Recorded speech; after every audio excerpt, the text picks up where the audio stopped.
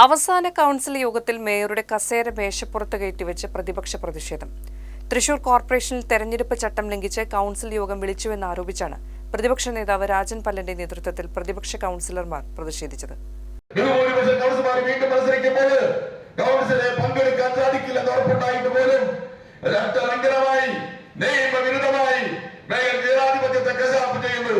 അതിൽ പ്രതിഷേധിച്ചുകൊണ്ടാണ് കോൺഗ്രസ് കൗൺസിലർമാർ ഈ മേയറുടെ പീഠം അവസാന കൗൺസിൽ മേയറുടെ കസേര മേയറുടെ സ്റ്റേറ്റ്മെന്റ് ഉള്ളിൽ കയറ്റി പ്രതിഷേധം ആരംഭിക്കുന്നത്.